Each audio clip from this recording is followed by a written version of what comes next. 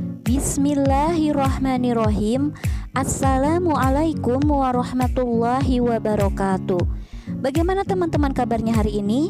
Semoga kita semua dalam keadaan baik dan selalu dilindungi oleh Allah Subhanahu wa Ta'ala. Amin. Allah Subhanahu wa Ta'ala telah menciptakan tubuh manusia dengan penciptaan yang sempurna agar manusia bisa melaksanakan tugasnya di dunia ini baik sebagai khalifah maupun sebagai makhluk. Meski demikian, manusia adalah makhluk yang memiliki kemampuan terbatas. Dengan kata lain, meski manusia diciptakan dengan penciptaan yang sempurna, sesungguhnya pada dasarnya manusia adalah makhluk yang lemah, seperti firman Allah dalam surat An-Nisa ayat kedua yang artinya, dan tidaklah manusia diciptakan dalam keadaan lemah. Quran surat An-Nisa ayat kedua. Maksudnya bahwa sekuat dan seperkasa apapun seorang hamba tetap membutuhkan Allah sebagai petunjuk dalam hidupnya, karena dari sifat dasar manusia sendiri adalah lemah, seperti lemahnya badan, lemahnya kekuatan, lemahnya ilmu, dan lain-lain. Berkaitan dengan tubuh manusia juga bisa mengalami berbagai keluhan. Di antaranya adalah keluhan terganggunya sistem organ pencernaan. Gangguan pencernaan pada umumnya berhubungan dengan makanan yang kita makan dan cara makan atau penyajian yang tidak baik. Di antara beberapa gangguan pencernaan adalah 1. Sakit gigi dan sariawan.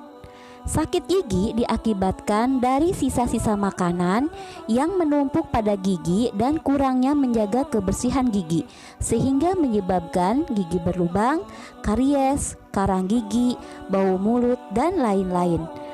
Sedangkan sariawan merupakan penyakit peradangan pada mulut dan lidah yang disebabkan oleh kekurangan vitamin C, zat besi, dan mengkonsumsi makanan dan minuman yang terlalu panas, serta kurangnya menjaga kebersihan pada mulut. 2. Sakit lambung atau MAH. Sakit lambung bisa diakibatkan oleh pola makan yang tidak teratur, memakan makanan yang terlalu asam dan pedas, sehingga menyebabkan dinding lambung bergesekan dan menyebabkan luka pada dinding lambung.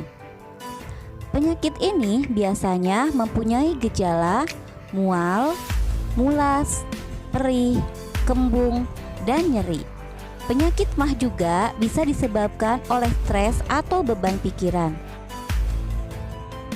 3. Diare.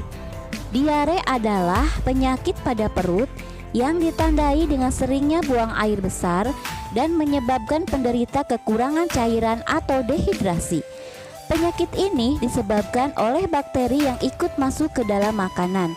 Gejala dari penyakit ini adalah mulas, perih, dan mual.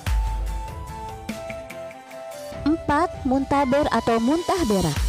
Penyakit ini disebabkan oleh bakteri yang disebarkan oleh lalat yang hinggap di makanan.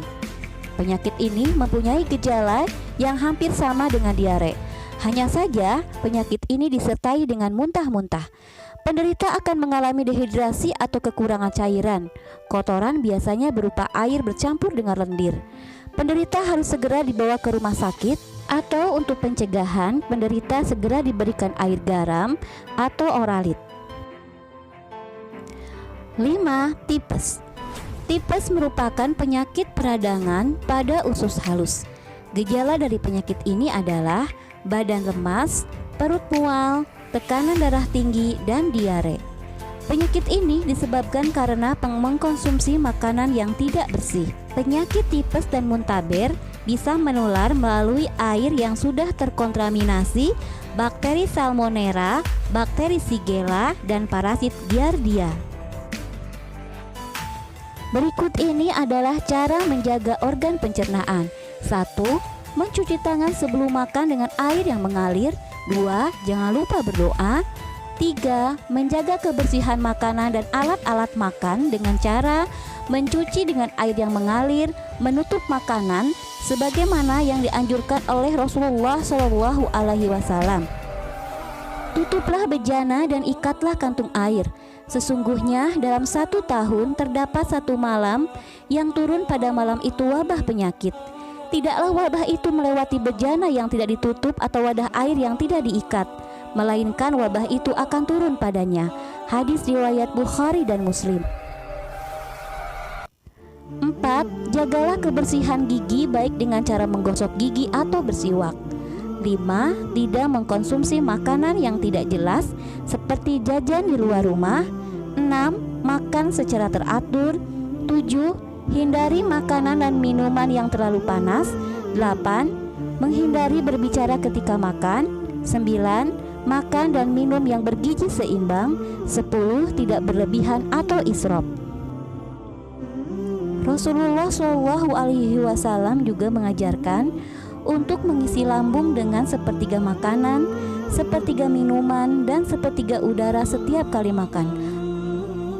Baiklah, sampai di sini dulu pembelajaran kita hari ini. Tetap semangat, jaga kesehatan. Wassalamualaikum warahmatullahi wabarakatuh.